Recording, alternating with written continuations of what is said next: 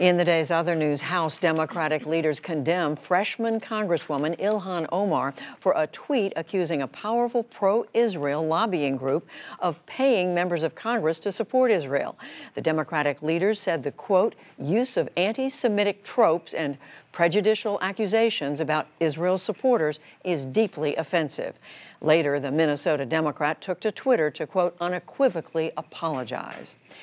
A Democratic delegate from Virginia backed down on his threat to begin impeachment proceedings today against the state's Lieutenant Governor Justin Fairfax.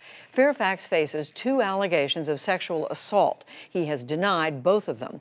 Meanwhile, Virginia's embattled Democratic Governor Ralph Northam acknowledged that he considered resigning after a racist photo from his medical school yearbook surfaced. But he told CBS he will remain in office to help the state heal. This has been a difficult week, and again, I'm fine. It's been mainly difficult for Virginia and this country. So yes, I have thought about resigning, but I've also thought about what Virginia needs right now. And I really think that I'm in a position where I can take Virginia to the next level, and it will be very positive. Northam also said that he will spend the rest of his term in office focusing on race and equity. In Denver, more than 4,000 teachers went on strike today after they failed to reach a deal to increase wages. It is the city's first teacher-led strike in 25 years. They hope to change their bonus pay structure and the raises to education and training. We'll take a closer look at what's at stake later in the program. The Pacific Northwest is digging out from unusually heavy snowfall after a winter storm battered the region over the weekend. In Tacoma, several hundred residents organized a mass snowball fight. Nearby Seattle has been blanketed in more than 14 inches of snow this month, making it the snowiest February there on record. Washington's Governor Jay Inslee raised concerns about the homeless population after at least one person died of exposure. We don't have a system to handle this problem in the state. It kind of drives me nuts. In a state that has this enormous pockets of wealth, to have a system where we can take care of homeless people and they're not dying of exposure, I hope that's a lesson we take from this snowstorm this year. The National Weather Service said that Seattle has received as much snow in one day as the city usually gets in an entire year. A new winter storm is now bearing down on the region, and it could dump several more inches of snow. In Iran, tens of thousands of people rallied on the streets of Tehran today to mark the 40th anniversary of that country's Islamic Revolution. Crowds celebrated in the snow, waving flags and carrying pictures of Ayatollah Khomeini, who came to power after ousting the U.S.-backed Shah in 1979. The revolution turned the tides of U.S. relations with Iran from allies to stark rivals. U.S.-led coalition warplanes in Syria struck the country's last Islamic State stronghold in the eastern part of the country.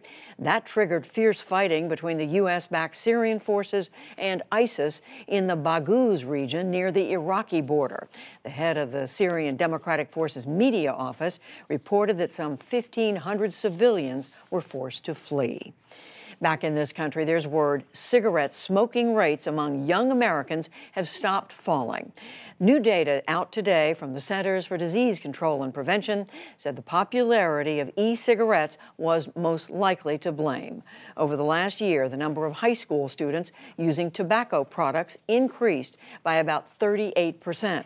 And nearly 21% of high school students, that's roughly 3 million, admitted to vaping in 2018. That's up from 12% the previous year. Stocks were mixed on Wall Street today. The Dow Jones Industrial Average lost 53 points to close at 25,053. The Nasdaq rose more than 9 points, and the S&P 500 added nearly 2.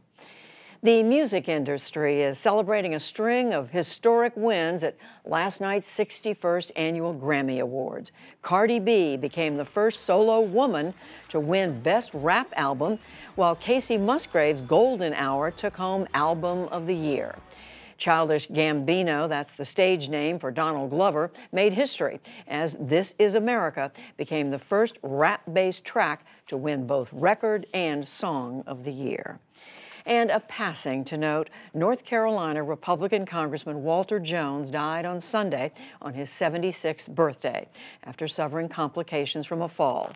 Jones served in Congress since 1995 and gained a reputation for being a political maverick.